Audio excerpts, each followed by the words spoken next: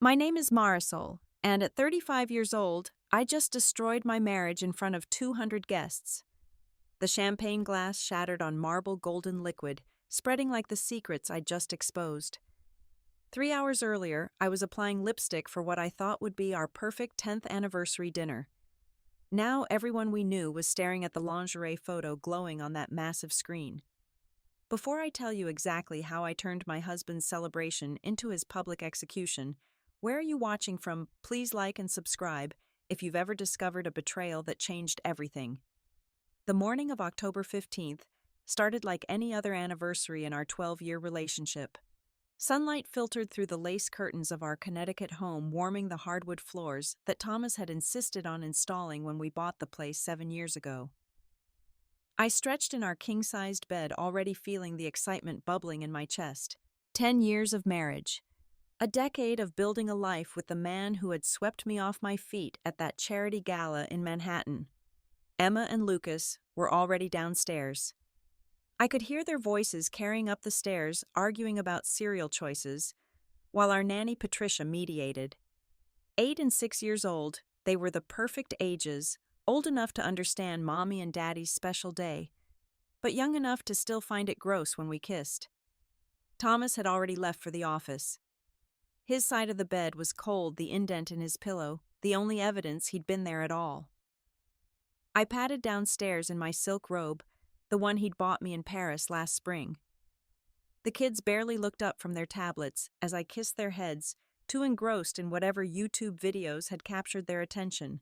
Patricia handed me coffee in my favorite mug, the one Emma had made in art class with "World's Best Mom" painted in uneven purple letters. "Big day today," Patricia said with a knowing smile. She'd been with us 4 years, long enough to know our routines, our celebrations. "Mr. Thomas called earlier.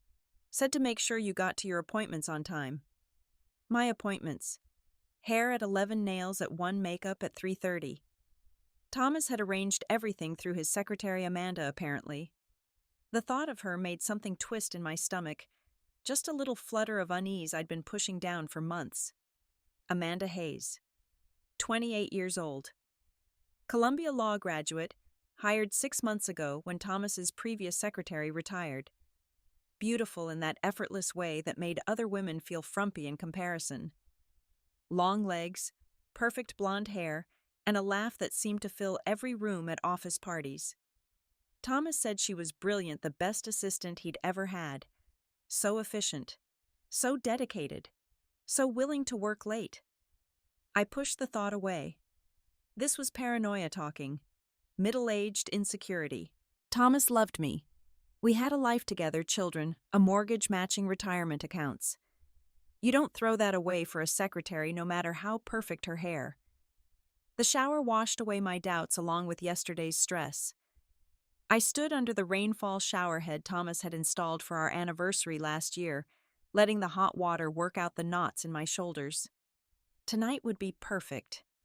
He'd promised something special, said he'd invited everyone important. I imagined him standing up at dinner, maybe announcing his run for managing partner, or that we were finally taking that European vacation we'd been planning since before Lucas was born. My phone buzzed while I was blow-drying my hair. Thomas. "Hey, beautiful. Sorry I had to leave early. Hamilton case is killing me. You remember dinner is at 7:30. "Of course I remember," I typed back. "It's our anniversary." Amanda made the reservations. Le Bernardin. Wear the emerald dress. The emerald dress. He'd bought it for me in Paris at a boutique on the Rue Saint-Honoré. It cost more than most people's mortgage payments, but Thomas had insisted. "You deserve beautiful things," he'd said, watching me spin in the mirror. The salesperson had nodded approvingly, murmuring something in French about how lucky Monsieur was. I pulled it from the closet, now running my fingers over the silk. It still fit perfectly, thank God for Pilates, and those green smoothies I choked down every morning. The color made my skin glow, brought out the green flecks in my hazel eyes. Thomas would love it. He always noticed when I made an effort. The hair salon was buzzing with Saturday morning energy. Women getting ready for dates, events, life. My stylist Roberto had been doing my hair for 8 years, knew exactly how I liked it. As he worked, I told him about the anniversary dinner. 10 years, he said, shaking his head. That's like 50 in today's years. You two must have some secret. No secret, I said, watching him curl sections of my dark hair. Just love, I guess. And trust. Trust. The word sat heavy in my mouth. Why did it feel like I was trying to convince myself? My phone lit up with a text from my brother Marcus. Happy anniversary, sis. You sure you don't need me to run a background check on that secretary? He added a winking emoji, but I knew he was only half joking. Marcus worked in cybersecurity, could find out anything about anyone. He'd never liked Thomas, said he was too smooth, too perfect. Nobody's that put together without hiding something. He'd warned me before our wedding. Stop it, I texted back. Everything's fine. If you say so. But my offer stands. One word, and I'll hack her entire life. I laughed despite myself. Marcus always the protective big brother, even at 38. He'd been that way since we were kids in Philadelphia, always fighting my battles, real or imagined. The nail salon was next. I chose a classic red, the color of confidence of power. As the technician worked, I thought about the gift I'd gotten Thomas. A vintage Rolex from 1972, the year he was born. It had taken me 3 months to find the perfect one, authenticated and serviced. The dealer had wrapped it in a beautiful mahogany box with our initials engraved on top. Special occasion, the nail technician asked, noticing me checking my phone repeatedly. 10th anniversary, I said. Tin anniversary. Or aluminum. We prefer diamonds, I joked, but something about the words felt hollow. Thomas called while I was under the UV light. I put him on speaker, careful not to smudge my nails. How's your day going, babe? Perfect. Getting prettied up for you. You're always pretty. The words were right, but the tone was distracted. I could hear typing in the background. Are you at the office? Yeah, just finishing up. Amanda's here helping with the brief. Amanda. Of course Amanda was there. Amanda was always there. On a Saturday. I tried to keep my voice light. You know how it is. Big case. She volunteered. Really going above and beyond. More typing. Listen, I should go. Want to finish this so I'm not distracted tonight. Okay. Love you. You too. You too. Not, I love you too. When had he stopped saying the whole phrase? I picked up the kids from their play dates at 4. Emma was chattering about her friend's new puppy, how we should get one too. Lucas was covered in grass stains from soccer, grinning gap-toothed and proud. They were beautiful, perfect combinations of Thomas and me. Emma had his sharp blue eyes and my stubborn chin. Lucas had my dark hair and his father's easy charm. Are you and Daddy going to kiss a lot tonight? Emma asked, wrinkling her nose. Probably, I said, catching her eye in the rearview mirror.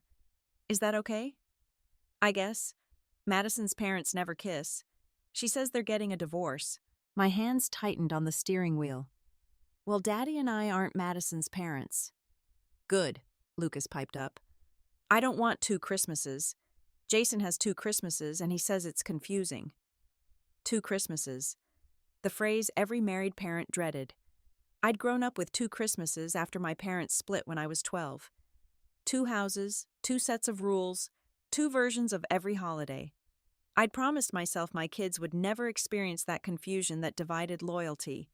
Patricia was waiting at home to watch them for the evening. I'd laid out their pajamas, made sure their tablets were charged, left pizza money on the counter. Emma hugged me tight as I headed upstairs to get ready. You look pretty, Mommy. Not yet, baby. Still have to put on my fancy dress. You're pretty all the time, she said, and my heart squeezed. How did kids know exactly what you needed to hear? The emerald dress slipped on like liquid silk. I'd lost a few pounds since Paris stress from Thomas working late so many nights, but it still fit beautifully. The diamond earrings he'd given me for our 5th anniversary caught the light.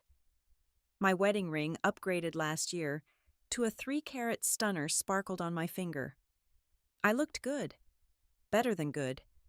I looked like a woman worth keeping promises to, worth coming home to, worth choosing over a 28-year-old secretary with perfect hair. Stop it, I told myself. This is paranoia. This is insecurity. This is not helpful. My phone buzzed. Thomas again. Big surprise tonight. Invited everyone important. This is going to change everything. Change everything. The words should have excited me.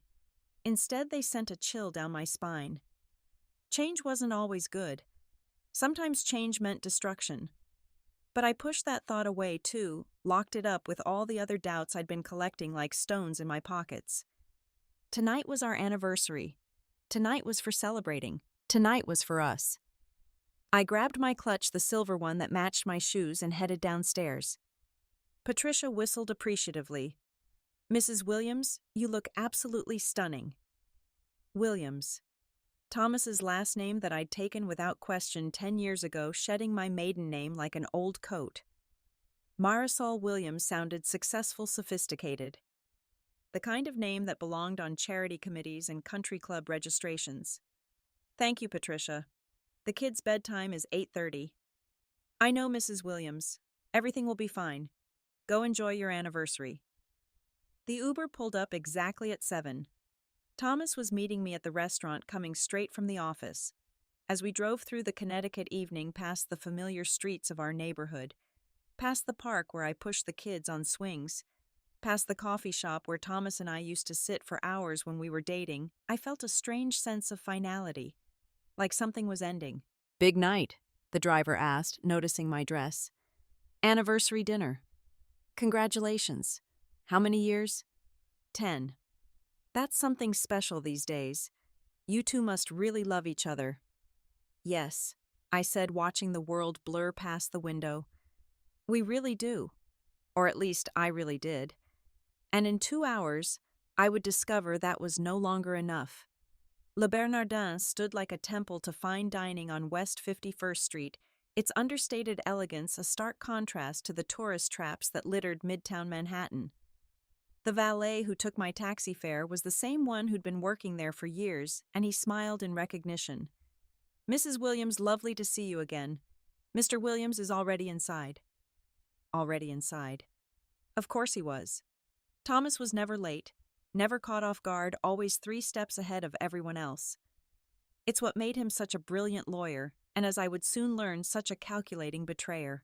The maitre d' greeted me with the kind of deference reserved for regular patrons who dropped thousands on wine alone. "Mrs. Williams, happy anniversary. Your husband has arranged something quite spectacular." Spectacular. That word again, promising something grand, something memorable. He led me through the main dining room, past tables of couples leaning into each other over candlelight, past the soft clink of crystal and silver toward the private dining room in the back. The doors opened and I stopped breathing. 200 faces turned toward me. The entire back room had been transformed into a glittering celebration space. Crystal chandeliers cast warm light over round tables dressed in ivory linens. Orchids and roses created centerpieces that must have cost more than most wedding budgets. And the people, my God, the people. Harrison Williams, senior partner at Thomas's firm, stood near the bar with his wife, Margaret. The Hendersons from the country club were there, along with the Petersons, the Chens, the Galloways, everyone who mattered in our social circle. Board members from my junior league charity. Partners from Thomas's firm with their spouses. Clients he'd cultivated over the years. Even Judge Morrison, who Thomas had been carefully courting for months. This wasn't just an anniversary dinner. This was a statement. A show of power and success. Thomas appeared at my elbow, resplendent in his navy Tom Ford suit, the one that made his blue eyes pop like sapphires. He kissed my cheek, a practiced gesture that looked romantic, but felt hollow. "You look absolutely stunning," he said loud enough for others to hear. Several people nodded approvingly, as if our marriage was a performance they were rating. "Thomas, I had no idea you'd invited everyone." 10 years deserves a proper celebration," he said, guiding me through the crowd, with his hand on the small of my back. "Besides, I have some announcements to make tonight." Announcements. Plural. My stomach fluttered with anticipation, mixed with something else, something darker I couldn't quite name. We worked the room like the practiced couple we were. Thomas charming the men with talk of recent cases and golf handicaps, me complimenting the women on their dresses and asking after their children. This was our dance perfected over a decade of firm dinners and charity galas. "Marisol, darling, you look absolutely radiant," gushed Jennifer Morrison, the judge's wife. "That dress is divine." "Thank you, Jennifer. Thomas picked it out in Paris." "He has excellent taste," she said, but her eyes flickered to something behind me and her smile tightened almost imperceptibly. I turned to follow her gaze and felt my chest constrict. Amanda Hayes had just walked in. She wore a red dress that stopped at mid-thigh, showing off legs that went on for miles. Her blonde hair was styled in perfect waves that caught the light like spun gold. Every man in the vicinity turned to look, including my husband, though he quickly averted his gaze when he caught me watching. "What is she doing here?" I whispered to Thomas. "She helped plan everything," he said, not meeting my eyes. "It would have been rude not to invite her after all her hard work." Hard work? Is that what they were calling it now? Amanda approached us with a confidence that seemed inappropriate for a secretary at her boss's anniversary party. "Happy anniversary, Mr. and Mrs. Williams," she said, her voice honey sweet. "Everything looks perfect, doesn't it?" "It's beautiful, Amanda. Thank you for your help," Thomas said, and his hand left my back. Just for a moment, but I noticed. "Oh, it was my pleasure," Amanda replied, and something about the way she emphasized pleasure made my skin crawl.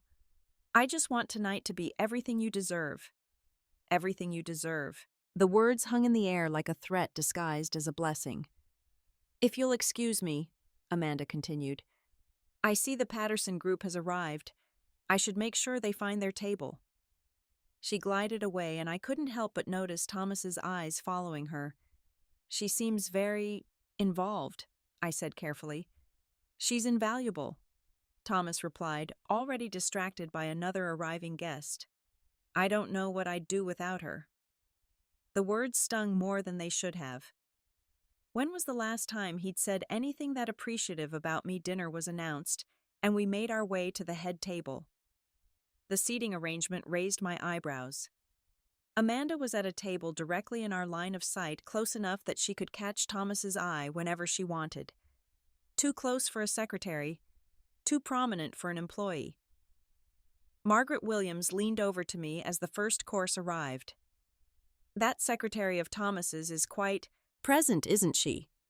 "Thomas says she's very dedicated," I managed. "I'm sure she is," Margaret replied dryly, and I caught the knowing look she exchanged with Jennifer Morrison. They saw it too. Whatever this was, it wasn't just in my head.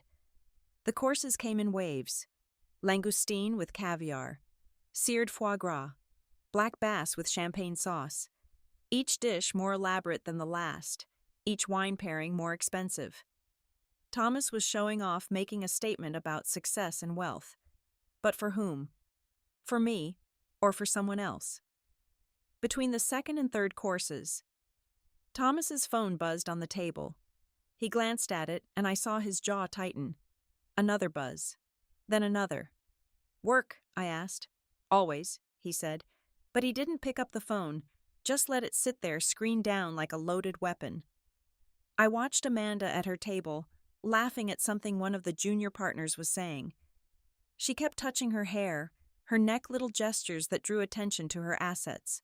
Every few minutes her eyes would find Thomas, and something would pass between them. Not quite a smile, not quite a look, and something. "Remember our 5th anniversary?" I said, suddenly needing to ground myself in better memories. "You tried to cook dinner and nearly burned down the apartment." Thomas smiled, but it didn't reach his eyes. "That was a long time ago." "Not that long. We were different then." "We were younger," he corrected. "Less sophisticated." Less sophisticated. Is that what we'd gained? Sophistication? And what had we lost in the process? His phone buzzed again. This time he picked it up, frowning at the screen. "I need to use the restroom," he said, standing abruptly. "Be right back." He left his phone on the table. I stared at it, this small rectangle of glass and metal that held secrets. The screen was dark, but I could see the notification light blinking. Blue for text messages, insistent, demanding. I shouldn't look. It was a violation of trust of privacy. But then again, so was whatever I'd been watching between him and Amanda all evening. My hand moved almost of its own accord. The phone recognized my thumbprint. We'd set that up years ago for emergencies. The messages opened. The contact name was a work, not Amanda Hayes. A work, like she was hiding in plain sight. The latest message made my blood turn to ice. It was a photo. Amanda in black lingerie taking a mirror selfie in what looked like a hotel bathroom. The caption read, "Can't wait for tomorrow's private meeting. The Ritz-Carlton at noon like always." Like always. My hands shook as I scrolled up through their conversation. Months of messages becoming progressively more intimate, more damning. 3 weeks ago, "Last night was incredible. You were incredible." 2 weeks ago, "Your wife doesn't deserve you. She doesn't appreciate what she has." Last week, "When are you telling her about us? I'm tired of hiding." And Thomas's responses were worse. "You're everything she's not. Young, exciting, hungry for life. After the anniversary, we'll discuss next steps. The prenup has loopholes my lawyer found. Don't worry, you'll be taken care of." Loopholes, lawyer, taken care of. This wasn't just an affair. This was an exit strategy. I scrolled frantically, finding more evidence. Hotel receipts at the Ritz-Carlton always Tuesday and Thursday afternoons when he said he was in depositions. Charges at Tiffany's Bergdorf's lingerie boutiques. A draft email to a divorce attorney dated 2 weeks ago discussing asset division and custody arrangements. He was planning to leave me. This party, this grand gesture, it wasn't a celebration. It was a power move. Establish his social dominance, show everyone how successful and generous he was. Then paint me as the bitter ex-wife who couldn't appreciate what she had. "Are you all right, dear?" Margaret Williams was watching me with concern. "You've gone quite pale." I looked up from the phone to find several people staring at me. How long had I been scrolling through Thomas's betrayal while 200 guests ate their black bass? "I'm fine," I lied, my voice surprisingly steady. "Just checking on the kids." Thomas was walking back from the bathroom, stopping to shake hands with Judge Morrison. He looked so confident, so sure of himself. Master of his universe, king of his domain. He had no idea his kingdom was about to burn. Amanda caught his arm as he passed her table, whispered something that made him smile. His real smile, the one I hadn't seen directed at me in months. She touched his hand briefly, a gesture that would look innocent to anyone not paying attention. But I was paying attention now. I was paying very close attention. An idea formed in my mind. Insane, destructive, perfect. "Excuse me," I said to Margaret, standing with Thomas's phone still in my hand. "I need to use the ladies' room." I walked calmly through the dining room, nodding at acquaintances, smiling, as if my world wasn't imploding. In the bathroom, I locked myself in a stall and called Marcus. "Sis, aren't you supposed to be at dinner?" "Marcus, I need your help. Now." "What's wrong? What did he do?" "Can you access a restaurant's display system remotely?" "Marisol, what's going on?" "Can you do it or not?" "If they have a wireless presentation system, probably. Most high-end places do for corporate events." "Why?" I forwarded him the lingerie photo. "Because I'm about to destroy my husband in front of everyone he knows, and I need your help to do it." There was a long pause. Then Marcus said, "Send me the restaurant's Wi-Fi details. I'll have you connected in 5 minutes." "I love you, Marcus." "I love you too. And Marisol. After this is over, you're staying with me for a while." "Deal." I sent him everything he needed, then calmly walked back to the table. Thomas had returned, and he was tapping his champagne glass with a silver spoon. The room quieted, all eyes turning to us. "Ladies and gentlemen, friends and colleagues, thank you all for joining us tonight to celebrate 10 wonderful years of marriage." Wonderful. The word tasted like ash. "Marisol has been my rock, my partner, the mother of my beautiful children." He raised his glass toward me, and everyone smiled approvingly. She's stood by me through long nights, difficult cases, the challenges of building a career and a family. Stood by him while he was at the Ritz-Carlton with Amanda. I wanted you all here tonight because you're not just friends, you're family. You've been part of our journey, and I wanted you to be here for this special moment. Special moment. My phone buzzed. Marcus, you're connected. Just hit send when you're ready. Thomas continued his speech, waxing poetic about commitment, partnership, the sanctity of marriage. Amanda was watching him with barely concealed adoration, probably imagining herself in my place next year. And so, Thomas said, building to his crescendo, I want to propose a toast. To my beautiful wife, to 10 amazing years, and to many more to come. Everyone raised their glasses.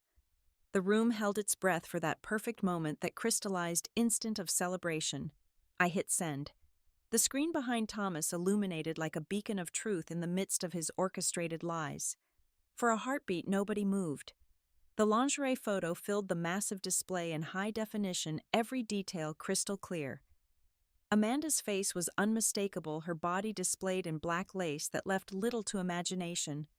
But it was the message underneath that delivered the killing blow. Can't wait for tomorrow's private meeting. The Ritz-Carlton at noon like always. The timestamp showed it had been sent 20 minutes ago, during our anniversary dinner, while Thomas was playing the devoted husband. A wave of recognition rippled through the room like dominoes falling. First the people directly facing the screen, then those who turned to see what had caused the gasps, then everyone else craning their necks to witness the spectacle. Thomas continued his toast for 3 more seconds, the words dying as he registered the horror on people's faces. His champagne glass was still raised, his smile still fixed, even as Judge Morrison's mouth fell open and Margaret Williams covered her eyes. He turned around slowly like a man walking to his execution and saw his mistress displayed for all to see. The champagne glass slipped from his fingers. It fell in what seemed like slow-motion crystal, catching the light as it tumbled through space. It shattered on the marble floor with a sound like breaking bones, champagne spreading across the floor in a golden pool that reflected the image still glowing on the screen. Amanda's scream cut through the silence. She shot up from her table, her face the color of the white tablecloth, her perfect composure shattered. She looked around wildly, searching for an escape route, but she was hemmed in by junior partners who were all staring at her like she was a car accident they couldn't look away from. "Turn it off," Thomas said, his voice barely a whisper. Then louder, desperate, "Someone turn it off." But nobody moved. 200 people sat frozen, watching the complete destruction of Thomas Williams, star attorney, devoted husband, respectable man. "It's not," Thomas started, then stopped. What could he say? The evidence was literally larger than life, projected for all to see. Harrison Williams, the senior partner, stood up slowly. His face was stone, decades of courtroom experience allowing him to maintain composure even in this chaos. "Thomas," he said, and that single word carried the weight of a career ending. I stood up, then my movements deliberate, controlled. Every eye in the room shifted to me. I smoothed down my emerald dress, the one Thomas had bought me in Paris, and addressed the room with a calm I didn't know I possessed. "I apologize for disrupting dinner," I said, my voice carrying clearly through the silent room. "But I thought you all deserved to know who you're really dealing with. A man who brings his mistress to his anniversary party. A man who plans his divorce while toasting to many more years. A man who conducts his affairs during the business hours he bills you for." I looked at Harrison Williams on that last point.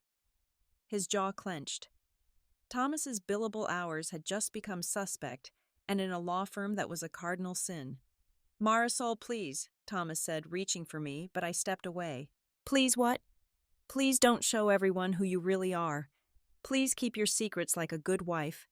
Please let you humiliate me privately instead of publicly." I walked around the table, my heels clicking on the marble with purpose. The room parted for me like the Red Sea. I stopped at Amanda's table where she was trying to gather her things with shaking hands. "Leaving so soon?" I asked. "But Thomas went to so much trouble to include you. Surely you want to stay for dessert." Her purse slipped from her fingers, contents spilling across the floor, lipstick compact breath mints, and oh yes, hotel keycards. 2 of them. Ritz-Carlton. I bent down, picked up one of the keys, held it up for everyone to see. Room 1214. I read from the card. How romantic. A standing reservation. Someone was filming. Multiple people, actually phones raised like witnesses at a public execution. By morning, this would be everywhere. Thomas Williams, rising star of the legal community, brought down by lingerie and lies. You're insane, Thomas spat, finding his voice and his anger simultaneously. This is defamation. I'll sue you for everything. With what grounds? I asked, genuinely curious. Truth is an absolute defense, counselor. Isn't that what you always say? His mother stood up then, Elizabeth Williams, 73 years old, sharp as a blade, and twice as cutting when she chose to be. She walked over to me, ignoring her son completely, and did something that shocked everyone, including me. She hugged me. I suspected, she whispered in my ear. I'm so sorry, my dear. You deserved better. Then louder for everyone to hear. Marisol remains my daughter-in-law, my grandchildren's mother. Anyone who chooses otherwise can forget they know me. The matriarch had spoken. Lines were drawn. Other wives began to stand, creating a protective circle around me. Jennifer Morrison, Margaret Williams, women who understood betrayal, who had perhaps suspected but never had such dramatic confirmation. They formed a wall between me and Thomas, between me and judgment. This is ridiculous, Thomas said, but his voice was losing power. You can't. Can't what? I asked. Can't refuse to be a victim. Can't stand up for myself. Can't show everyone exactly what kind of man you are. I pulled out my phone, made a show of scrolling through the messages I'd photographed. Should I read more? There are some particularly interesting exchanges about prenup loopholes. I'm sure Harrison would love to hear how you've been consulting with divorce attorneys on company time. Harrison Williams' face darkened further. Thomas, I think you should leave. This is my anniversary party, Thomas protested. Not anymore, Harrison replied. Security will escort you out. 2 security guards materialized, flanking Thomas like bookends. He looked around wildly, searching for allies, but found none. Even the junior partners who usually hung on his every word were averting their eyes. Amanda, he called out, but she was already gone, fled into the night like the coward she was, leaving only her spilled purse contents as evidence she'd ever been there. Thomas straightened his tie, attempting to salvage some dignity. This isn't over, Marisol. You're right, I agreed. My lawyer will be in touch on Monday. Oh, and Thomas, you might want to check your credit cards. I've already frozen the ones you've been using for your afternoon adventures. His face went from red to purple. You can't do that. Joint accounts, darling. I can do whatever I want. The security guards guided him toward the exit. The last image of Thomas Williams at his anniversary party was him being escorted out like a common troublemaker while 200 of New York's elite watched in stunned silence. The screen had finally gone dark, the image replaced by the restaurant's logo, but the damage was done. The perfect facade of the Williams marriage had been shattered as thoroughly as that champagne glass. Margaret Williams was the first to speak. Well, I think we could all use another drink. Nervous laughter rippled through the room. Waiters began moving again, refilling glasses, clearing the broken crystal from the floor. The machinery of social etiquette creaked back to life. Marisol. Harrison Williams approached me carefully like I might explode.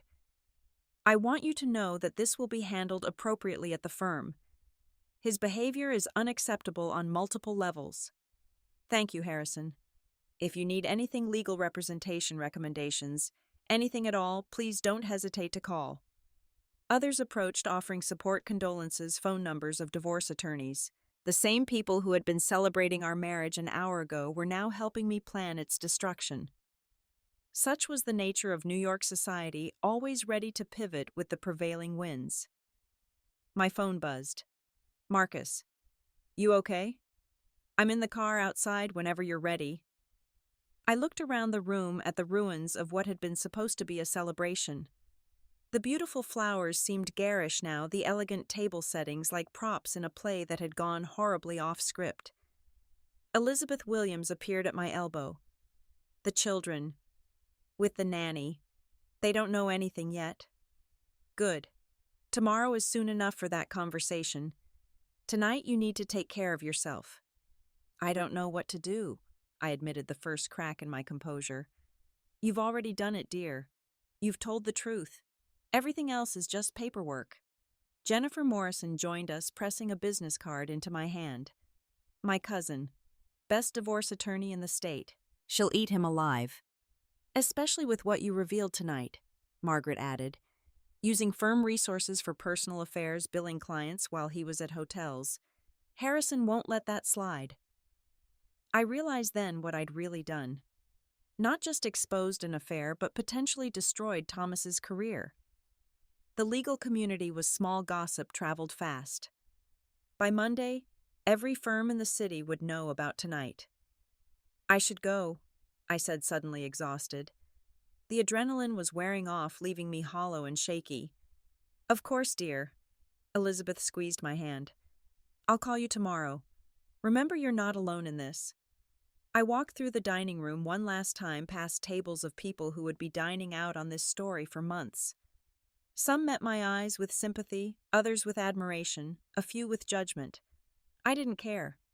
I'd already been judged and found wanting by the one person whose opinion had mattered most. Outside, Marcus was waiting and his Tesla engine running. I collapsed into the passenger seat, and he pulled away without a word. We drove in silence for several blocks before he finally spoke. That was the most badass thing I've ever seen. I destroyed my marriage in front of everyone we know. No, sis. Thomas destroyed your marriage. You just refused to let him do it quietly. The city lights blurred past the window. Couples walking hand in hand, groups of friends laughing outside bars, normal people living normal lives that hadn't just exploded in spectacular fashion. The kids, I said suddenly. How do I tell the kids? Tomorrow, Marcus said firmly. Tonight you rest. Tomorrow you figure out the rest. My phone was buzzing nonstop. Texts, calls, notifications. I turned it off, let the silence envelop me. Somewhere in the city, Thomas was probably at a bar trying to figure out how his perfectly orchestrated life had come undone. Amanda was probably crying in her apartment, realizing she'd lost her job, her reputation, her married boyfriend, all in one night. And me, I was driving through Manhattan in my emerald dress, the one my husband had bought me in Paris, wearing diamonds he'd given me for anniversaries past, heading toward a future I couldn't yet imagine. But for the first time in months, maybe years, I could breathe.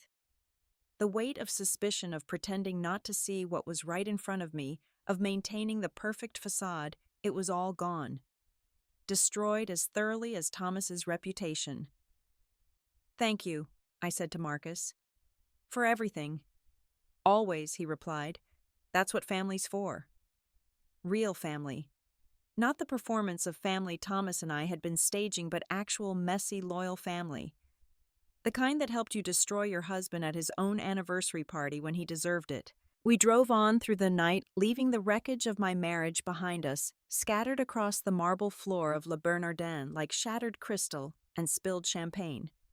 Marcus's apartment in Tribeca was a stark contrast to the suburban perfection of my Connecticut home.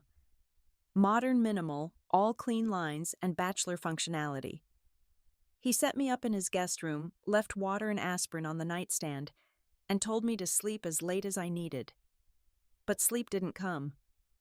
I lay in the dark, replaying the evening's events like a movie I couldn't turn off. The moment I saw the photo, the sound of breaking glass, Thomas's face as he realized his carefully constructed world was collapsing. Amanda's scream. At 3 a.m. I gave up and padded to the kitchen. Marcus was awake too, laptop open, fingers flying across the keyboard. Couldn't sleep either, I asked. Just doing some research. He turned the screen toward me. Your husband's been busy. I found 12 different hotel reservations over the past 4 months. Always Tuesday and Thursday afternoons. Always the Ritz-Carlton. Always charged to his corporate card. That's embezzlement, isn't it? Technically, misuse of company funds. Harrison Williams is going to crucify him. I made tea while Marcus continued his digital excavation of Thomas's life. Credit card statements, phone records, email trails. My brother was thorough when motivated, and apparently destroying my soon-to-be ex-husband was excellent motivation. "Look at this," he said. He bought her a Cartier bracelet last month. $15,000. On our anniversary month. The bastard has no shame. My phone, which I'd finally turned back on, had 147 notifications. Texts from friends, calls from numbers I didn't recognize, emails from people I hadn't heard from in years. The video someone had taken was already viral, shared across social media with titles like "Wife's Epic Revenge at Anniversary Dinner" and "Cheating Husband Exposed in Front of 200 Guests." One text stood out. From Thomas, sent an hour ago. "At the Four Seasons. We need to talk, please." I showed it to Marcus. He snorted. "Let him rot." But there was another text from a number I didn't recognize. "Mrs. Williams, my name is Dylan Chen. I'm Amanda Hayes' husband. I had no idea. Can we talk?" Husband. Amanda had a husband. I called the number. A tired male voice answered on the first ring. "Mrs. Williams. Please call me Marisol. You're Amanda's husband. For 3 years, though I guess that's over now." His voice was bitter but not angry, not at me anyway. "I saw the video. A friend sent it to me. I confronted her when she came home. I'm sorry. I didn't know she was married." "Neither did your husband, apparently. She told him she was single." A bitter laugh. "She told me she was working late. All those Tuesday and Thursday evenings. Said the senior partners were demanding." Demanding? That's one word for it. "Look, I know this is awkward, but I have information you might want. Screenshots, emails. This wasn't her first time. There was another partner at a different firm 2 years ago. She has a pattern." A pattern. Thomas wasn't special, wasn't unique. He was just another successful man who fell for a calculated seduction. "Would you be willing to share that with my lawyer?" "Absolutely. She destroyed my life too. Might as well return the favor." We arranged to meet Monday morning. Dylan Chen, another casualty of Thomas and Amanda's affair. I wondered how many others there were, how many lives had been collateral damage in their selfish pursuit of whatever this had been. Dawn was breaking over the city when exhaustion finally hit. I managed a few hours of fitful sleep before my phone rang. Elizabeth Williams. "Good morning, dear. I'm at your house with the children. Patricia let me in. I thought you might want someone here when you talk to them." My children. I'd been so focused on my own pain, my own rage, I'd almost forgotten the 2 innocent victims in all of this. "I'll be there in an hour. Take your time. We're making pancakes." The drive to Connecticut was surreal. Same route I'd taken hundreds of times, but everything felt different. The trees were still green, the sky still blue, but my life had fundamentally changed. Thomas's car wasn't in the driveway, but there were garbage bags on the lawn. Patricia's doing, no doubt. My wonderful, loyal nanny who'd apparently spent the morning packing up Thomas's belongings and removing them from the house. Emma and Lucas ran to greet me, still in their pajamas, syrup sticky on their faces. They had no idea their world had shifted on its axis while they slept. "Mommy Grandma's making special pancakes," Lucas announced. "With chocolate chips?" Emma added importantly. Elizabeth hugged me tightly. "Thomas came by earlier. I sent him away. The children didn't see him." "Thank you." "He's staying at the Four Seasons. His things are on the lawn. I had Patricia change the locks already. I hope you don't mind the initiative." "Not at all." We sat the children down after breakfast. These conversations were never easy, but Emma and Lucas were perceptive. They'd already sensed something was wrong. "Daddy and I are going to live in different houses for a while," I said, keeping my voice steady. "Are you getting divorced?" Emma asked, direct as always. "Yes, sweetheart." "Is it because of that lady?" Lucas asked, and my heart stopped. "What lady?" "The pretty one who comes to Daddy's office. She smells like flowers." Too many flowers. Kids noticed everything. Of course they'd met Amanda. It's complicated, baby. But it's not your fault. Okay, Daddy and I both love you very much, and that will never change. Will we have 2 Christmases? Lucas asked, remembering his friend's situation. We'll figure it out, buddy. We'll make it work. They took it better than expected, perhaps because Elizabeth was there, perhaps because children are more resilient than we give them credit for. They went back to their cartoons while the adults dealt with the wreckage. My phone rang. Harrison Williams. Marisol, I apologize for calling on a Sunday, but I wanted you to know that Thomas has been suspended pending investigation. We've uncovered significant misuse of firm resources. His partnership is under review. I see. I also wanted you to know that if you need employment, we'd be happy to discuss opportunities. I know you have an MBA from Wharton that's been sadly underutilized. Underutilized. I'd stopped working when Emma was born, Thomas insisting we didn't need 2 incomes, that the children needed a full-time mother. Another form of control I hadn't recognized. Thank you, Harrison. I'll consider it. The day passed in a blur of phone calls and planning. The divorce attorney Jennifer Morrison had recommended called, having already heard about the incident. She was eager to take the case, promised to file emergency motions Monday morning for temporary custody and support. Thomas texted throughout the day, alternating between apologies and threats. I didn't respond, let him spiral in his luxury hotel room. Marcus had already documented everything, created a file that would make any custody battle swift and decisive. That evening, after the children were in bed, I stood in my walk-in closet staring at the remnants of my married life. Designer dresses for galas I'd attended on Thomas's arm. Jewelry he'd bought to mark anniversaries that meant nothing to him. The emerald dress hung there, still perfect despite everything that had happened in it. Patricia appeared in the doorway. Mrs. Williams, there's something you should see. She handed me an envelope that had been delivered while I was getting the children ready for bed. Inside were photographs. Amanda and Thomas at restaurants, at hotels, in his car. Dating back 8 months, not 6. The private investigator's business card was attached with a note. Started documenting when you first called. Thought you should have these. I'd called the investigator 2 months ago during a particularly bad moment of suspicion, but hadn't hired him. Apparently, he'd started anyway. He said to tell you no charge, Patricia added. Said what you did last night was payment enough. Even strangers were on my side. The wronged wife, the deceived woman, the one who fought back. I was becoming a symbol of something I hadn't intended. My phone buzzed. A text from an unknown number. You don't know me, but I was at the dinner last night. My husband had an affair 2 years ago. I stayed, forgave, tried to make it work. Watching you tonight gave me the courage to finally leave. Thank you. Then another. Your strength inspired me to confront my own situation. And another. You're my hero. No woman should tolerate that disrespect.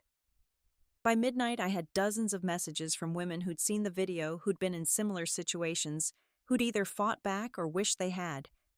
I'd accidentally become the patron saint of scorned wives. Monday arrived with the efficiency of legal machinery.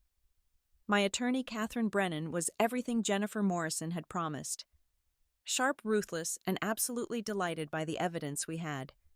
This is a gift, she said, scrolling through Marcus's digital file.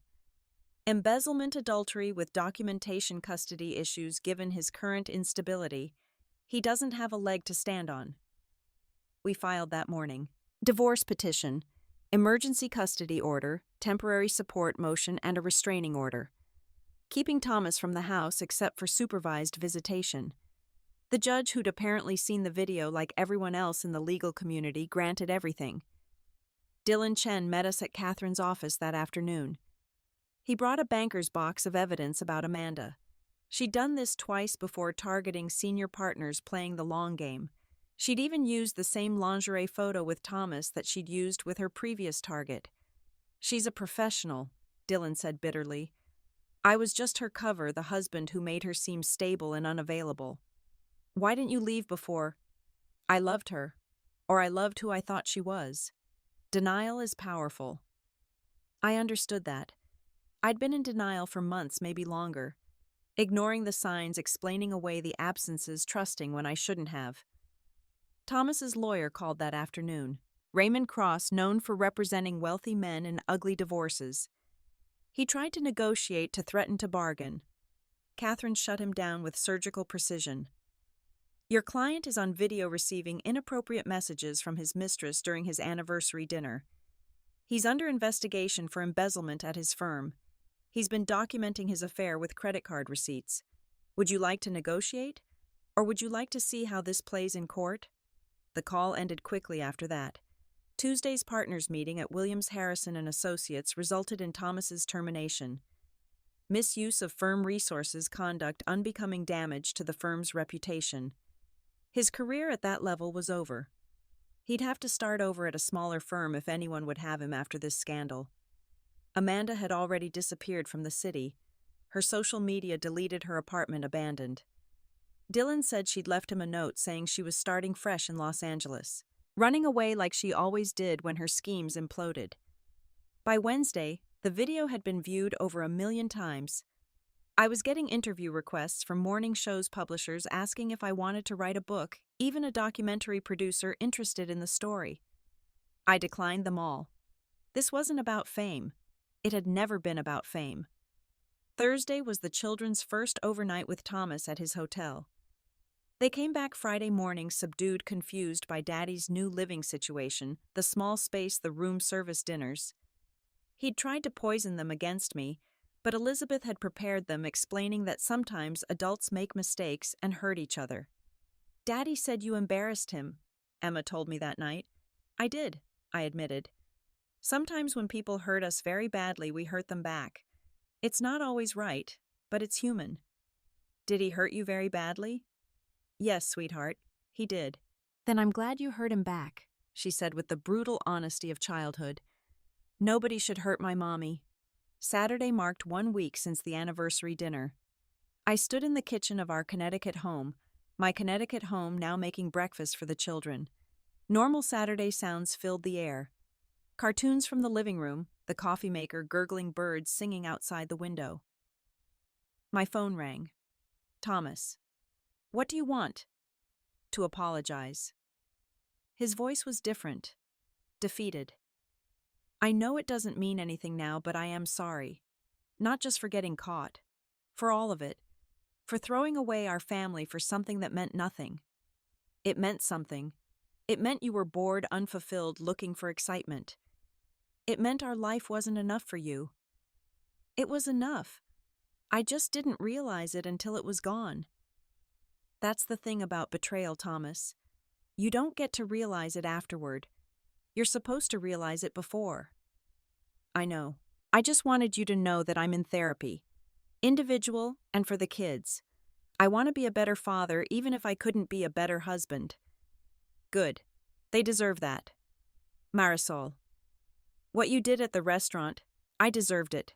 Every bit of it. You were magnificent. I hung up without responding. His approval meant nothing now. His opinion of my actions carried no weight. He was just a man who'd made catastrophic choices and was living with the consequences. The movers came that afternoon to pack his home office. His clothes from the garage, where Patricia had put them, his golf clubs, his watches, all the trappings of the life he'd built and then destroyed. I watched from the window as they loaded the truck, erasing his presence from our home piece by piece. Elizabeth called that evening. How are you holding up, dear? Better than expected. The kids are adjusting. I'm figuring out what comes next. Harrison was serious about the job offer. You should consider it. Maybe. After the divorce is final. I need to focus on the children first. Of course. But don't forget about yourself, Marisol. You're 35 years old. You have decades ahead of you. Don't let this define them all. She was right. This would be a chapter in my story, not the whole book. A dramatic chapter, certainly, but not the final one. 6 months. That's how long it took for the divorce to be finalized. 6 months of mediation, negotiation, and legal maneuvering. In the end, I got what Catherine had predicted: the house, primary custody, substantial alimony, and child support. Thomas got his freedom and a permanently damaged reputation. The video of that night had become something of a cultural phenomenon. Think pieces were written about public humiliation in the digital age, about revenge and justice, about the power dynamics of infidelity. I declined every interview request, refused to capitalize on my inadvertent fame. That wasn't who I wanted to be. Thomas found work at a small firm in Stamford, handling real estate transactions and minor corporate matters. A far cry from the high-profile litigation he'd once lived for. He saw the children every other weekend, 2 weeks in the summer. He was trying to be a better father, I'd give him that. The therapy seemed to be helping. Amanda had reinvented herself in Los Angeles, according to Dylan, who'd hired a private investigator of his own. New name, new hair color, same pattern. She was working as a personal assistant to a Hollywood executive. Dylan predicted she'd implode again within a year. Some people never learned. I did take the job at Williams Harrison and Associates. Not out of revenge or to rub salt in Thomas's wounds, but because I was good at it. My MBA hadn't atrophied as much as I'd feared. I started in corporate development, helping with mergers and acquisitions. It felt good to use my brain for something other than planning dinner parties and managing playdates. The children thrived despite the disruption. Emma joined the debate team, channeling her need for justice into structured arguments. Lucas discovered soccer, pouring his energy into something positive and physical. They still had tough days, still asked why Daddy couldn't come home, but they were resilient. Children always were. I started dating again 4 months after the divorce. Nothing serious at first, just coffee with a single dad from Lucas's soccer team dinner with a doctor Jennifer Morrison set me up with. It was strange being single at 35, navigating dating apps and first kiss awkwardness. But it was also liberating. I was choosing for myself now, not trying to be what someone else wanted. Marcus remained my rock throughout. He'd moved back to Connecticut, bought a place 10 minutes from mine. Uncle Marcus became a fixture at soccer games and school plays. He never said, "I told you so," though he had every right to. He'd seen what I'd been too trusting to notice. Elizabeth Williams became an unexpected ally and friend. She visited weekly, took the children overnight once a month so I could have time to myself. She'd cut Thomas off, almost completely disappointed in the son she'd raised to be better than he'd turned out to be. "I always liked you better anyway," she told me over wine one evening. Thomas got his father's ambition, but none of his integrity. Patricia stayed on as our nanny, loyal to the end. She'd been there through it all, had probably known about the affair before I did. She never judged, never gossiped, just provided steady support when everything else was chaos. The house felt different now, lighter somehow, despite being half empty of Thomas's things. I'd redecorated his office as an art studio, bought new furniture for the living room, hung pictures he would have hated. It was my space now, reflecting my taste, my choices. On the first anniversary of what everyone called the incident, I found myself back at Le Bernardin. Not for dinner, but to meet with the manager. He wanted to apologize for the security breach that had allowed Marcus to access their system. I told him no apology was necessary. That security flaw had changed my life for the better. "Still," he said, "we've upgraded our entire system. What happened to you won't happen to anyone else." That's probably for the best. Not everyone's revenge needs to be so public. He smiled nervously, probably remembering the cleanup crew needed for the champagne and shattered glass, the way his restaurant had become famous for all the wrong reasons. I left through the same doors I'd entered a year ago in my emerald dress. This time, I wore a simple business suit, headed back to my office where I had real work to do. No photographer captured this moment, no crowd witnessed my exit. It was beautifully, peacefully anonymous. The truth was, I hadn't planned to become a symbol of anything. I'd just been a woman who discovered her husband's betrayal at the worst possible moment and had made a split-second decision to fight back. The public nature of it had been incidental, a product of timing and technology, and 200 witnesses with camera phones. But the aftermath had taught me something valuable. Sometimes the worst moments of our lives become the catalyst for the best changes. Without Thomas's betrayal, I'd still be the perfect corporate wife, hosting dinner parties and managing charity committees, slowly disappearing into a role that had never quite fit. Now I had a career I'd earned myself, children who saw me as strong rather than just supportive friends who knew me rather than knew of me.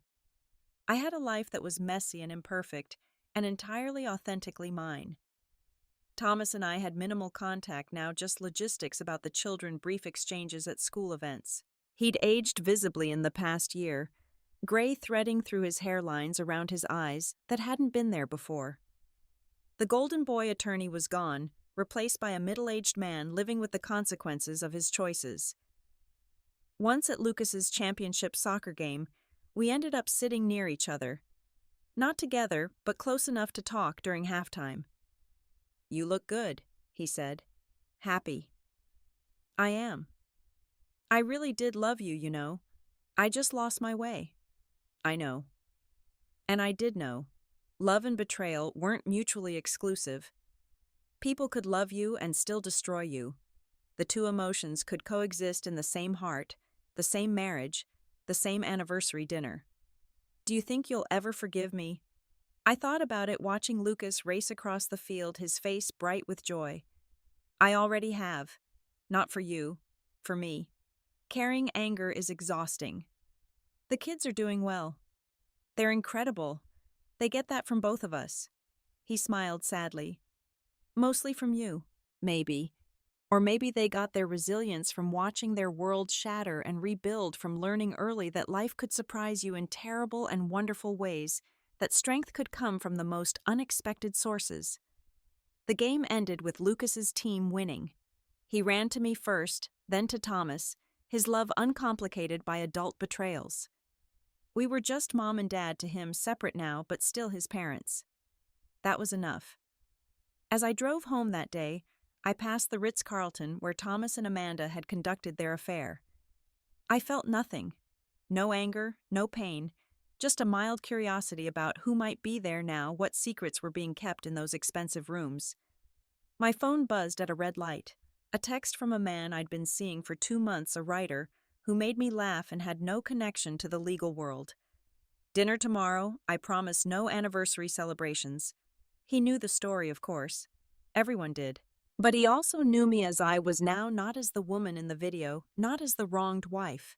Just Marisol, single mother, corporate lawyer, survivor of a very public disaster. "Dinner sounds perfect," I texted back. Life had continued after that night at Le Bernardin. Different than I'd planned, but maybe better for its unexpectedness. I'd lost a husband but found myself. Lost a marriage but gained freedom. Lost the illusion of perfect, but gained the satisfaction of authentic. The sun was setting as I pulled into my driveway. Emma was visible through the window, reading on the couch. Lucas was in the yard, kicking his soccer ball against the fence Patricia had helped him paint with a goal. Normal evening, normal life, profoundly precious in its ordinariness. I sat in the car for a moment, remembering another evening when I'd sat in a vehicle heading home. Marcus's Tesla, my emerald dress, my marriage in ruins behind me. The woman in that car had been devastated, humiliated, lost. The woman in this car was whole, successful content. The journey between those 2 points hadn't been linear or easy. There had been nights when I'd cried until I couldn't breathe, mornings when getting out of bed felt impossible, moments when I'd wondered if the public humiliation had been worth the private satisfaction. But sitting here now, about to walk into my home, my children, my life, I knew the answer. Yes, it had been worth it.